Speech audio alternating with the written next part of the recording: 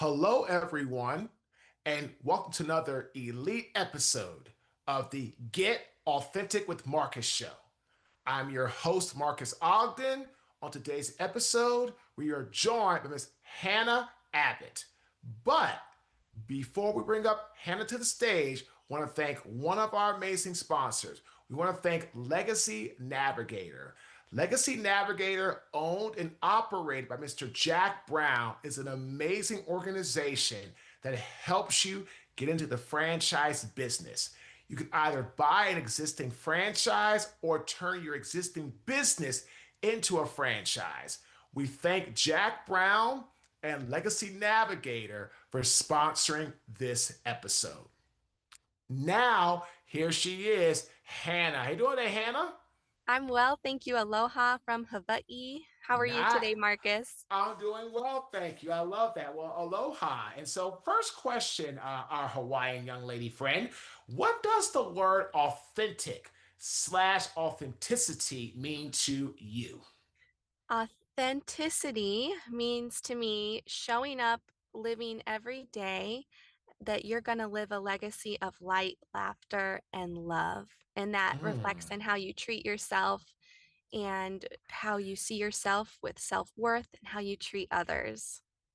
What's very interesting, right, Hannah? You talk about laughter, love, helping to treat others with respect and dignity. This is really, really compelling because I feel I was actually talking to one of my great friends and my clients today. Her name is Colleen. And this episode came out in January. I'm sorry, we recorded in January, excuse me. It'll come out a little later after that. But I ended up being hired by Colleen, her amazing company, Blue Mantis, right, Hannah? I was chatting with Colleen earlier this morning, and I was telling her how I'm so proud of her because she sees situations, right, Hannah, that aren't good, stressful, hard, and she steps in right away and tries to solve them to the best of her ability. And I told her that. You know what she said to me? She said, Marcus, doesn't everybody do that? I said, Colleen, no, everybody does not do that. And she's like, that makes me sad. I said, it makes me sad too, but it makes me so grateful to have you in my life because you're one of the good people. So my questions, right, Hannah? Why do you think some people, I know what I think. Why do you think some people, right, Hannah, when they see things going on, struggles, mishaps, whatever, they just don't jump in like you would, or like I Mhm. would, or like Colleen would? Yes. Well, now I'm thinking of going deep with this. So I have observed in different work environments. I'm a pastor's daughter, so I've observed church Ah. settings and secular settings. And one thing I've noticed in both is that when there's some sort of covert bullying or overt, a lot of times people don't want to speak up about it because they want to be accepted. They want to maintain their leadership roles. They want to be voted into things. Mm. And they see the dysfunction at times, yet they say that they're not willing to stand up because it will cost them a quote unquote friendship. They view it as a Mm. friendship, but it's more of a transactional relationship. And so that's what I've seen across settings. Hannah, this is really, really awesome because I agree with that 150%. Some people are so worried about losing their title or their job or people thinking a way about them that they don't do the right things. And again, I always tell people just do the right things and everything will work out for the best. And then, oh, Mark, you can say that because you does that. No, no, no. I'm saying it because that's the truth. Again, it doesn't mean that the journey is going to be easy. I never said that. Doesn't mean you're going to get what you want when you want it. Never said that. I said doing the right thing is going to eventually, it'll all work out. Now, I did say that. So, again, ladies and gentlemen, it's about doing the right thing, not about doing quote unquote the popular thing. Because again, it's all about how we treat people and how we allow ourselves to, again, actually, really, as Hannah says so eloquently, treat ourselves. So awesome. So, Hannah, please tell us more about your backstory since you are a preacher. daughter. Tell us more about your backstory and the work you're doing currently now. Thank you. So, like you said, I'm a pastor's daughter. Ministry's taken our family across the US. And currently, I am president of Echo and Encourage Ministries. We just filed for nonprofit status and we help people heal through abuse, trauma, and emotional stress. I do that by night, but by day, I'm a licensed speech language pathologist here Mhm. in Hawaii, working with people in their homes, helping them after they've had a stroke or a brain injury, helping them with their swallow function. I also do keynote speaking, love life, love people, and the beauty of Hawaii is so wonderful because of the cultural vibe here because in the Mhm. mainland there's not always so much diversity, but I Mhm. love the diversity here and I love ministry and talking to people about these sorts of topics. You know, Hannah, I love that. So I heard ministry. I heard you have a non-for-profit that's helping people that are dealing with horrifically mental abuse or emotional abuse or verbal abuse or other forms of abuse, which is a phenomenal thing you all are doing to help people that are going through such a tragic situation or a hardship. We're going to get to that in a moment as well. You talked about the job you have as a speech pathologist. Let's start with the ministry. First, do ministry, then we'll get to your speech pathology. Then we'll get into your non for profit. So, from the perspective of the ministry, right? And I love the fact that you are really proud of that and you're being authentic and you're being real about that.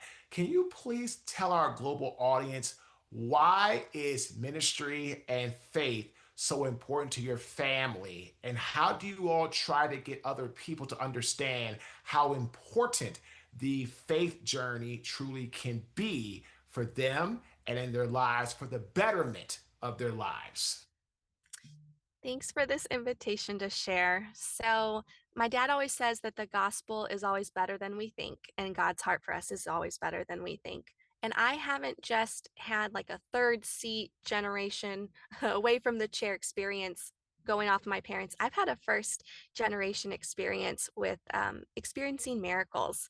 I've gone through some really hard things like a traumatic brain injury, headaches for years. Only scuba diving would take it away, the headache pain. And then through prayer, I was healed from that finally. I recently had another healing. I was on Adderall for my ADHD, anxiety medication for years. And then something happened. I prayed with people that all said the same faith, and I safely, with my doctor, weaned off all medications and am really flourishing. I have nothing against modern medicine. I'm just here to testify that I've experienced breakthroughs, and I attribute it to faith in Jesus and prayer. And I've experienced miracles that happen quickly and miracles that happen after what feels like a lifetime, but a decade.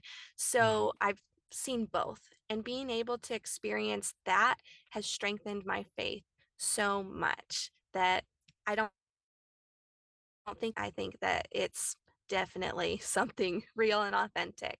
So that's why I believe, because I've experienced it myself, and I believe in walking in favor of God, and holding on to hope even when it's hard and the miracle doesn't seem like it's anywhere near.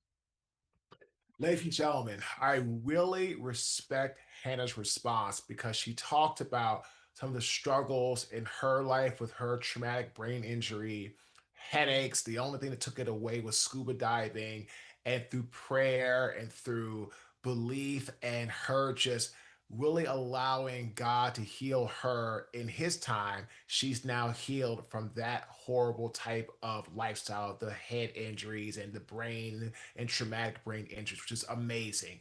And then I also like how she said about she had ADHD, anxiety, and through prayer and through not just happening like right away, through prayer over time with the right people, with the right belief. Now, with again, and she also said, with working with her doctor safely, she's now off of all medications and thriving in her life. And I love how she said, Some things, some miracles, as she put it, happened quickly. Some miracles took what she thought would seem like a lifetime, but eventually they also came to fruition. Ladies and gentlemen, this is a lot like life in general. Sometimes you're going to have things happen quickly. You're going to get that. You meet somebody and they hire you off the first meeting to speak for a job because Hannah's a speaker, or coach them, or you get that first contract, or you get that opportunity off the first meeting, which is awesome, right? Other times in life, it takes you multiple meetings, 4, 7, 10, so on and so forth, and you finally get that opportunity. So, what Hannah just expressed, I feel, really is a lot like life. Some things in life happen quickly, bam. Some things in life take longer and they are more slow developing. It doesn't mean that if it's slow developing, it's not developing. Like, again, equate like photographs. Years ago in the 80s and 90s, before Hannah was even born, right? You had where you took a picture and then it had to be developed. Like you had to take it to the camera store and be developed. You could still do that today, but until you have your phone, you can snap a picture, bam, it's instantaneous. So this is a lot like life. And I really love this because it allows people to understand that some things in life are going to happen quickly, some things in life are going to take a little bit longer. So that's the first thing. So now, Hannah, let's shift into your work as a speech pathologist, helping people after going through a traumatic brain injury or hardship. Please share with our global audience how and the why you got into that field. Back in the day when I was really young, my dad said that I would make a great speech therapist or speech language pathologist. And I said, I don't want to help people that talk funny speak better. And then I had my brain injury and my compassion odometer skyrocketed. I had a speech pathologist that helped me with executive functions, things like time management, and her compassion for me touched my heart so much and really, really changed my life that I decided I wanted to dedicate my field to supporting people overcome these complex communication challenges. So, ended up going through undergrad, grad school, and throughout the time I've had different settings I've worked in, had my own private practice for a bit, and now Mm. I'm carrying on my mom's legacy and working for a subsidiary of a place that she worked for. So I'm really enjoying the diversity of this. You're always able to work with pediatrics to the young at heart, and in schools, clinics, hospitals, home health. There's so much that you can do with this. You know, I'm really loving how you said just a moment ago you had your own practice and now you're carrying on your mom's legacy and you're working for a subsidiary of a company that she worked for. Can you shed some more light on that? Because I love the fact that you're doing this to help people, young people, older people, people that are in my age or middle age that are struggling with communication or trying to bounce back after a hardship or a traumatic brain injury or trying to learn how to swallow again or talk or communicate. This is very admirable. But then add on top of that, your mom worked in this field as well in some capacity. And now you're carrying on that legacy.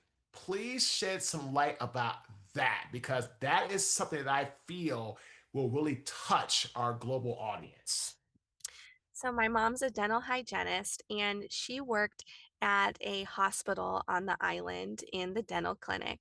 And I remember going to visit her at work, and we'd make little dental bags for people recovering from head and neck oral cancer.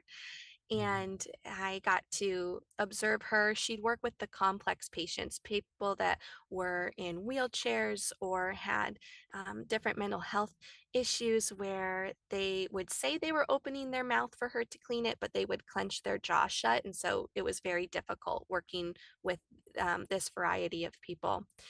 And she loved her job. She loved the people she worked with. This was 13 years ago. So fast forward to now, I was going through a bunch of interviews to decide which job to accept, and I had a dream about what if so and so calls. And I thought, oh, that word's connected to her old job, the name of it. And so I went for the job that had that name in it. And it's been wonderful. I was able to write an article for our newsletter called Speech Underwater, relate how when we have people who are nonverbal or cannot communicate, it's almost like we're all snorkeling or scuba diving. And when we surface, the people that can speak take off their snorkel or scuba mask and you can start talking. But the people who are nonverbal, they take off their snorkel or scuba mask, but they still can't get the words out. So, Speech Underwater goes into the different speech generating device trials I'm doing with clients, and it's called augmentative and alternative communication, AAC. So, giving people alternative ways to communicate, whether it's low tech, like a communication book, or high tech, like an iPad with a device where you can select stored messages. And so, my mom, back in the day, she was published for her work in their magazine, an article about her love for the dental clinic. And right now in the works, they're thinking of publishing this now in that magazine, but we'll see what pans out. But just the thought of that made my mom on cloud nine. I love it. Ladies and gentlemen, this is fantastic because you heard from Hannah how her mom loved her career, how her mom loved to help people, loved to be there for people. And Hannah has the same type of mindset and the same type of mentality, which is why she's so successful in the work that she's doing. So, Hannah, now let's get into your non for profit. So, first question, what is the name of your non for profit? So, pending that they accept our application, I'm going to claim that they will. It is Echo and Encourage Ministries. Okay, so Echo and Encourage Ministries. What is the mission of Echo Encourage Ministries? Our mission is to help people heal from abuse, trauma, and emotional stress. Okay, now I have a question for you. You may or may not know the answer to this. That's okay. If you want to take a moment to think about it, well, if you don't know, just let me know. That's fine too. So, a mantra, okay, Hannah, is 5 words or less that describes the essence of your brand. Okay, here are a few mantras. So, here's one you know really well. Just do it is Nike. Okay, our mantra for our speaking business, okay, or that part of our brand, inspire you to take accountability. Ooh, Okay, good. the mantra of our podcast, authenticity starts here. Mm. That's our mantra. What is the mantra of Echo Non for Profit? If you think of 5 words or less that describe what your brand is about, what you believe in, and what you stand in, what would that response be? Echoing eternity and encouraging everyone. Echoing eternity and encouraging everyone.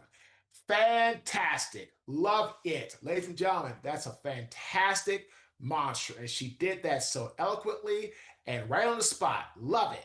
So, Hannah, what is the overall, mission and cause? Like, I know you're working with people in that regard, but how? Okay. Mhm, So let me go back. So there's 3 things. Okay, right, Hannah? There's mhm, 3 keys to having a successful brand. Okay. mhm. Number one is the why. Okay. You identified the why, but let's just get more clear on that. Why did you start this amazing organization? Why do you want to start Echo? What's the why behind wanting to start this? Well, now we're going super deep. So, I went through a divorce. I exited an unsafe marriage after 2 attempts in the span of 7 months.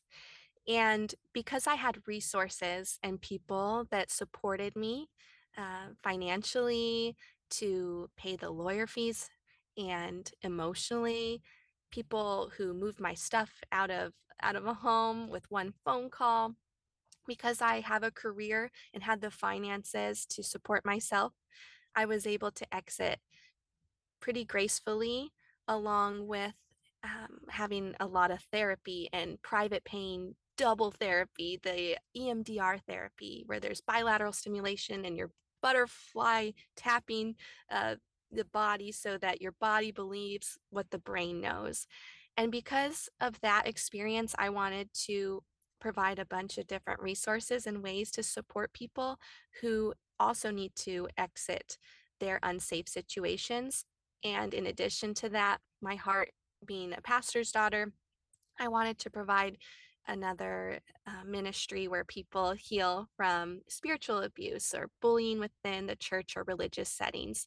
And within Echo and Encourage, there's a bunch of different ministries from understanding your self worth to healing from all those things. And so it really stemmed from my personal story and wanting people to have access to the same things I had so that they can live a legacy that truly is authentic.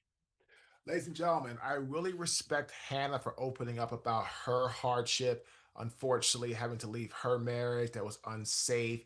And it's so vital. If people are going to leave an unsafe marriage and or situation, they need resources to do so. Financial, emotional, mental. They've got to have that because without it, people are feeling most of the time stuck, like they can't go anywhere. So I love the why. What is the next question? The what. So the why, right hand, is more emotion driven. The what is more logic driven. What is the blueprint that you all have, your amazing team, your board, your supporters? What are you all creating or conjuring up blueprint wise or 30,000 foot view wise to have Echo become a major force in helping people who need to, as you said, exit a very unsafe situation? So tonight is the Echo and Encourage Ministries launch party. We're going to be at a gala, sit down dinner. I'll do a hula Tahitian cultural dance with my kumu, that's Hawaiian for teacher. And there we're going to have our pamphlet, and on that pamphlet is the website and all the things that we currently offer. There's upcoming events, a paint and sip for women who are helping them paint out their trauma by having a trauma informed artist come. We'll have other co ed events, a Dance with Confidence event where other dance teachers will come and I'll give a keynote about carrying yourself with confidence. There will be a convention, and then we've got a magazine coming out that will be a quarterly subscription where we'll have contributing authors in the different areas that people want to learn more about, such as spiritual with their faith, health. We've got a board member who's a former surgeon, and so she'll give health tips.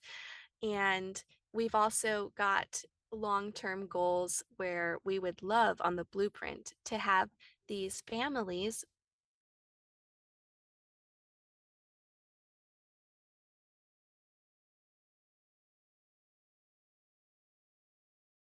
teach them tools so that they can turn their surviving into thriving in their situations.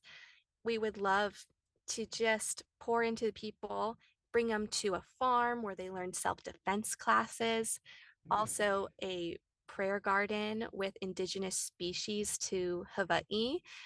Lots of beautiful things that are cultural, healing, and will equip them with what they need to flourish.